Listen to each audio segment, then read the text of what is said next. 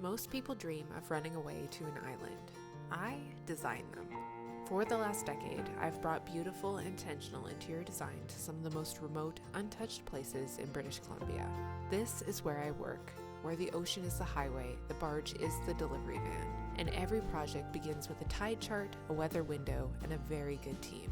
This coastline has shaped everything I do. It's wild, it's impatient, and it rewards those who show up prepared but stay open to the unexpected.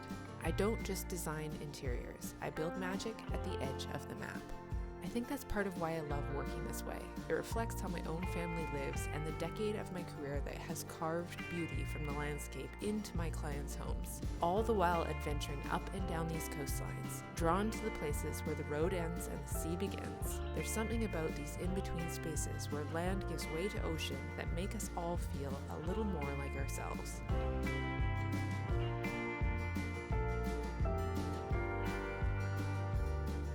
There is something about Savary Island, a place where the salt air lingers in your lungs, where the dense intensity of coastal winters gives way, just for a few months, to sunny summer solitude. White sandy shores, lapping waves, where roads and beach trails become indistinguishable, and a pace of life that feels borrowed from another time. The cell signal fades, the scent of cedar hits you, and your whole nervous system exhales. This project was a full furnishings refresh on one of the most remote, beautiful islands in British Columbia. This project reminded me why I do what I do. Every single island home does, and it truly never gets old. It's design, yes, but more than that, I get to create spaces for families to build long-lasting memories for years to come. Our journey begins in Lund, the very end of Highway 101, a road that stretches all the way down to Los Angeles and ends here on a tiny dock at the edge of the Queen Charlotte Sound, where the Pacific meets wilderness like no other place on Earth. This is where the road ends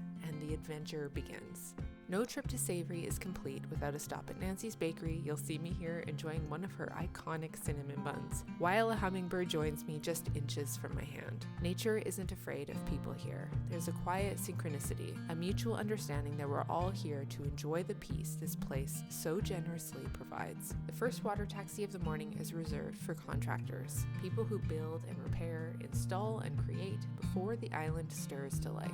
We board with our gear, walking the docks to meet the moving van that arrived on the other side with the tide the night before. There's a kind of rhythm to mornings like this, a tide in, a tide out choreography. The people on this boat are the most wholesome kind, always curious, always kind. They want to know what you're up to, why you're heading over, and what you're hoping to build that day. On this ride, my dad is with me. He couldn't resist. He's here to help with the install, but also quietly to remind me of the history we're all part of. He tells the story of the first time he worked on Savary. He was 17, sent to fix a generator at the end of the road. The woman who hired him was in her late 70s. She told him how her parents used to bring her here to the island along with a hired cook to spend summers waiting for the whales. She said they sit on the sand and listen for them. You could hear them coming from miles away. My family has worked on remote islands for more years than I've been alive, and somehow the stories only get better with age as the tides shift and the seasons turn. But the ache to be remote, to feel the pace of coastal BC in our bones, that seems to always stay constant. We're riding in the back of the moving van, my dad and I, laughing as we bounce along the dirt roads, dust swirling so thick it cakes our clothes. We don't mind. We wave to runners as they pass, laugh with families on bicycles and golf carts headed out to chase the day across Savary's beaches. It's an honor seeing the work I do from the angle my clients do, venturing out to their very special pocket of the world, the one I get the privilege to help shape and transform with them.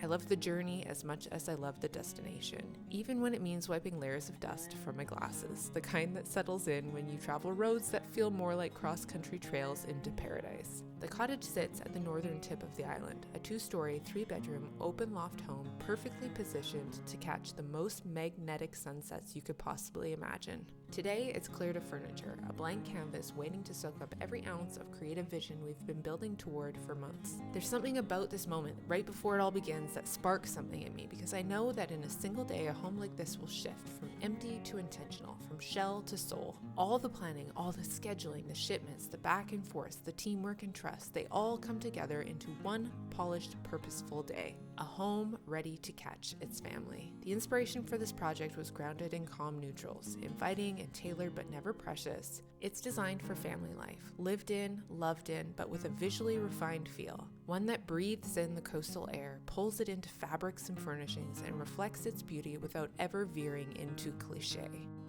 Upstairs provides 2 bedrooms, one open and one closed, along with 2 narrow wings. The open loft overlooks the living and dining spaces below, framed by warm wood floors, streamlined shiplap, and a vaulted ceiling with chunky beams that give the entire home presence. Up here, you feel the air move. The sea breeze doesn't just reach every room, it connects them. There's a rhythm to installation day, a quiet, purposeful momentum. From start to finish, the atmosphere is calm. No frantic to-do lists, no chaos, just a team that moves like a tide, each person intuitively flowing where they're needed. There's gentle direction when it's asked for, but mostly we all just know. Because the work is clear, the vision is shared, and the love for it is mutual. It may look effortless, but getting here takes a village. Dozens of people play a role long before we ever arrive at this dock. Suppliers, artisans, freight teams, custom brokers, warehouse hands who unwrap, rewrap, lift, label, and track, so that every oak leg, every hand-cut piece of stone makes it here, over 2 ferries, onto a barge, through winding island roads, and finally to the hands of our team, ready to place it just so. This work is layered, it's orchestrated, and it's deeply, unapologetically personal.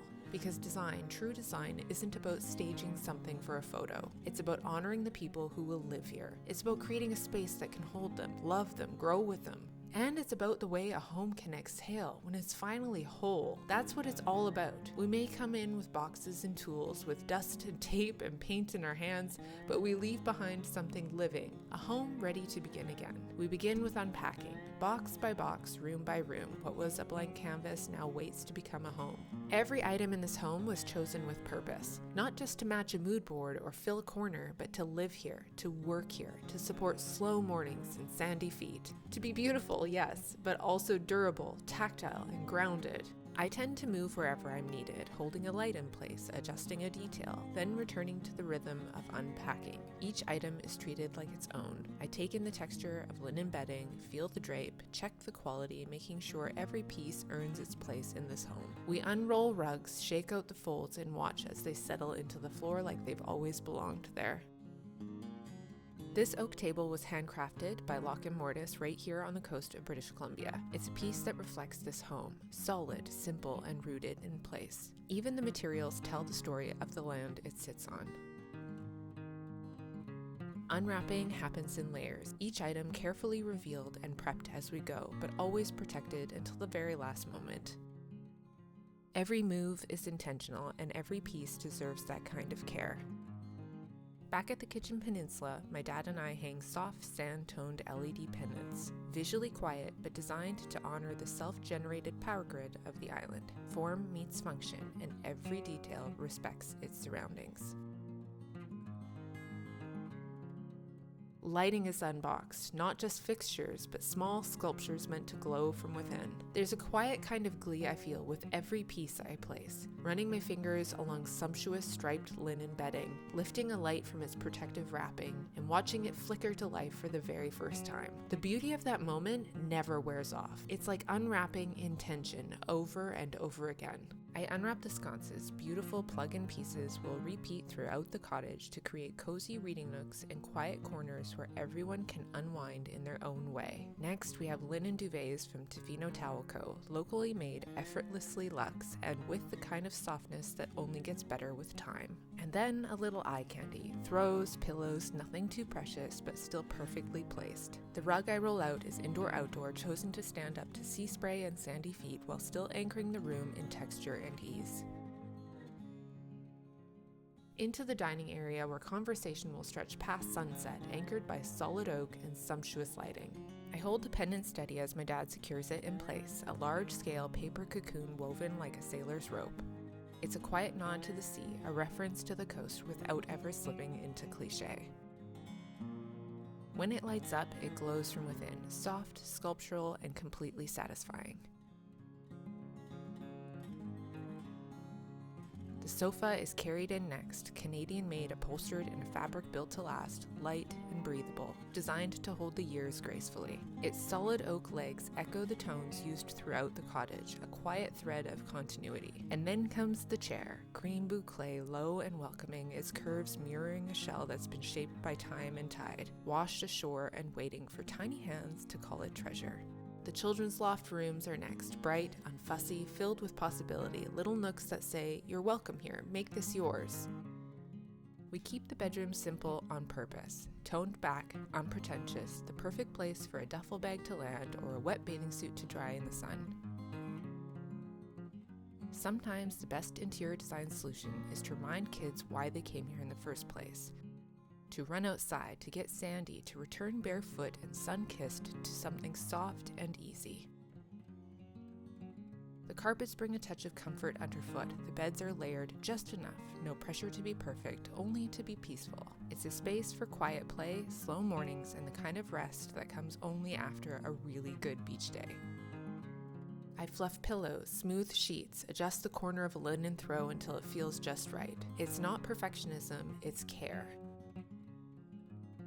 The primary bedroom is dressed in soft neutrals, each layer telling its own story of breathability, texture, and ease. I tuck the last pillow into place, button down a striped linen duvet cover. This is the dance I know by heart, balancing softness and structure. I gently unwrap the final layer from the sofa. Every piece that arrived was prepped in stages, unboxed, sorted, and carefully recycled with the same attention we give to the furnishings themselves. We don't leave a trail, we leave ease for the next hands. That's part of it too. Our mark on this island is thoughtfully as light as it can be.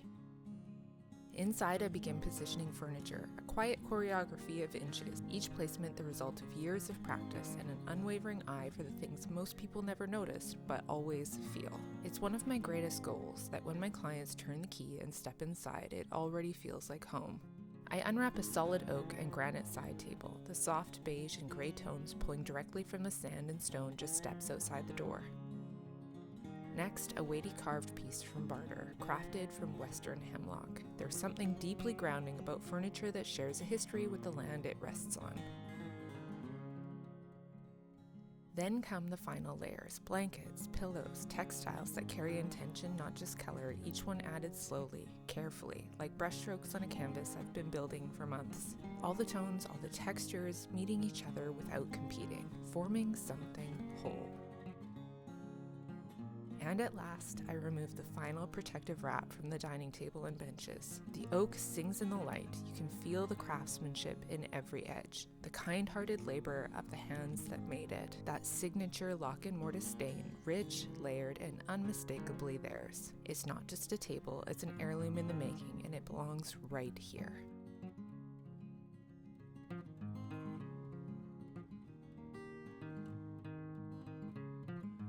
A space designed to hold both living and dining, to build memories under sun and sky. And just like that, everyone clicks into place. All hands on deck, quite literally. Dining chairs swing into formation like a dance. A solid teak table lands exactly where it belongs. The rug echoes the one used indoors, but instead of sea blue, we've pulled the tones from the deck itself. Rich, weathered wood that grounds the whole scene. Next comes the love seat, Canadian-made by Ratana, a brand I've trusted for years for their quality, durability, and understated beauty. My dad steps in with the cushions, placing each one with care and ease, like he's done it 100 times before. 2 accent chairs follow, gorgeous robe detail, light and effortless. They're the perfect transitional pieces, easily moved around the deck depending on the moment. I unwrap blankets next, chosen to hold you under the stars, woven with warmth and weight for those long summer nights. The full-length sofa slides into place, completing a cozy nook that looks straight out to the sea. And that ottoman? Yes, it's made for outdoors. I love how far performance fabrics have come, now soft, beautiful, and built to last. Upstairs, the children's lofts now hold space for wonder. They hum with possibility, spaces that can evolve as they grow. Never too precious, always just right. In the bedrooms, the light tells its own story. It lands softly on linen, dances across carefully selected furnishings, wraps the walls in warmth without ever asking for applause. There's no over-designing, no gimmicks, no theme, just atmosphere, lived in elegance and intentional beauty.